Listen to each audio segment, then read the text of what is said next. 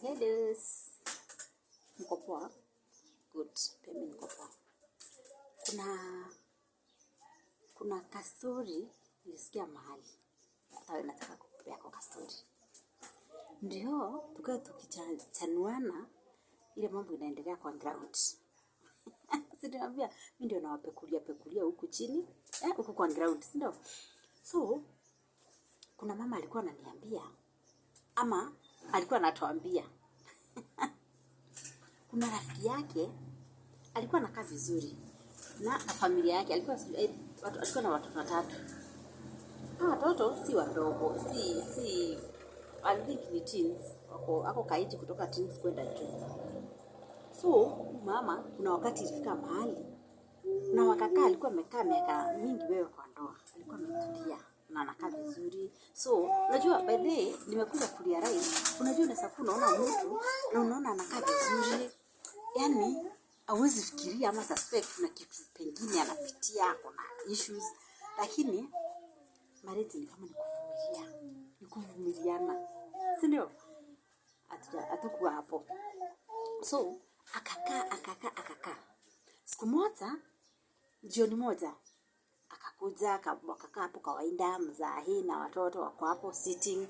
Mama naye akaingia kitchen, akaekelea tumaji twa ugali, walikuwa wanapika ugali.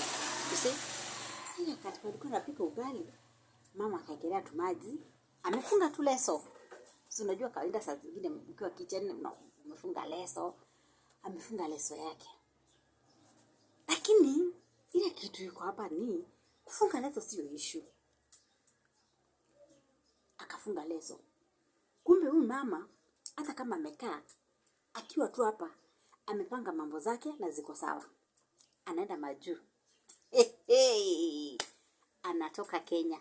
That is, ameshafanya mambo yote ya passport ya nini stuff zote ameshafanya, na nguo zake ameshapeleka paka airport, kila kitu kiko sawa, iko airport. Lakini hata ana ile unaweza suspect anything, yani aonyeshe hata kitu, aonyeshe makasiriko, afanye nini, ako sawa. Wakakaa, akaekelea tumaji tu ugali. Tukiendelea akaekelea, tukaanza kuchemka. Akatoka kama mtu anaenda nduka. Akafanya nini? Akatoka mtu anaenda nduka. Nduka ka. Saa 3, saa 4, saa 5, saa 6. Ya, mzee bila walikuwa hapo sitini na watoto wakaulizana, kwani alienda kwa nduka wapi? Simu ni mteja. Simu ni nini? Ni mteja, my friend. Simu ni mteja. Nini tena? Umefanyika nini? Wacha sasa waanze kutafuta mtu. Wacha mama ya wenyewe atafutwe, my friend. Wacha mama ya wenyewe atafutwe. Atapatikana. Hawajui saa zile wanapiga simu mteja apatikani, mama ako hewani. Akienda. Mama ya wenyewe ndio alienda. Akakaa kitu after 2 weeks alipigia mzaile kwa nini? Kwa Facebook. Mama ashafunga paka taban. Amejifunga. Mwenzangu. Ameshabadilika.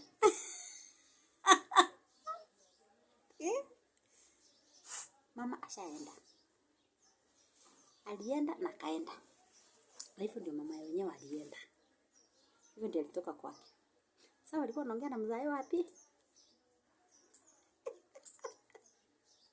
Alikuwa anaongea. Sasa ndio mzae na ulienda lini? Kwa nini ukusema? Kwa nini? Bla bla bla. Ulienda sababu gani? Nini ilifanya uende? Wacha nikwambie. Ndio nikakuja kuona. Sasa ndio nilikuwa naambia mama, tuseme tu kweli. Unataka kuniambia mama alikaa tu akafikiria atoke tu aende.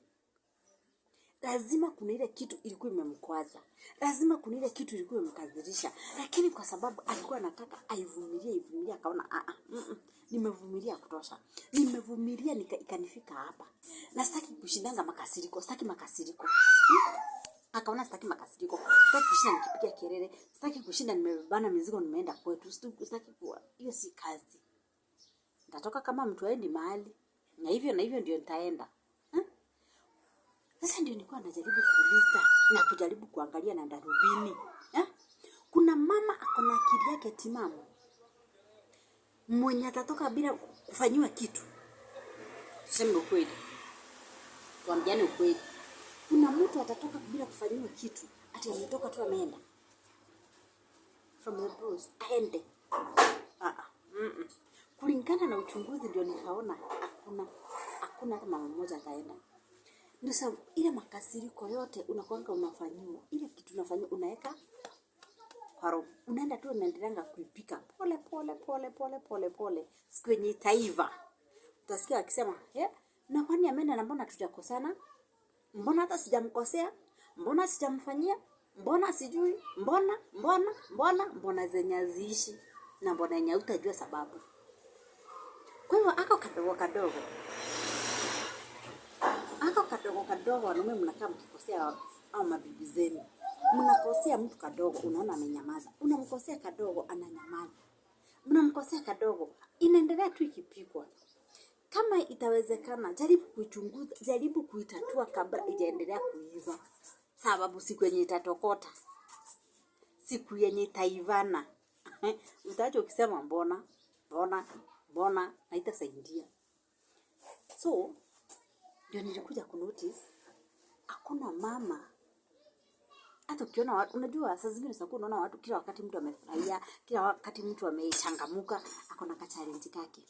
Na kuna tu challenge twingine mtu anakuanga anaweka kwa roho. Aidha kanaweza tatuliwa kaishe, na kama katatatuliwa kuna siku katajitatua kenyewe.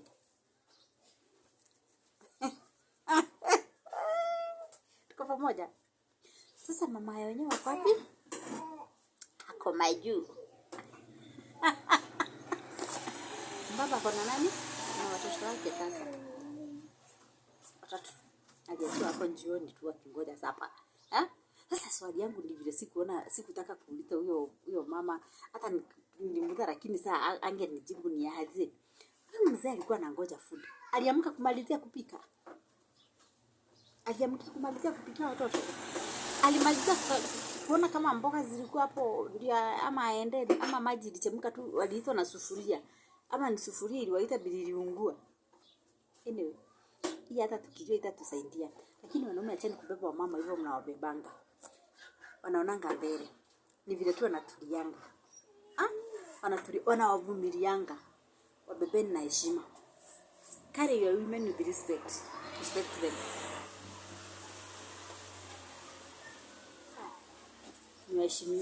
Heshimieni hao mama. Heshimieni bibi zenu. Sababu kama utamheshimu, kuna mahali ataheshimika. So, sina mengi. Napenda.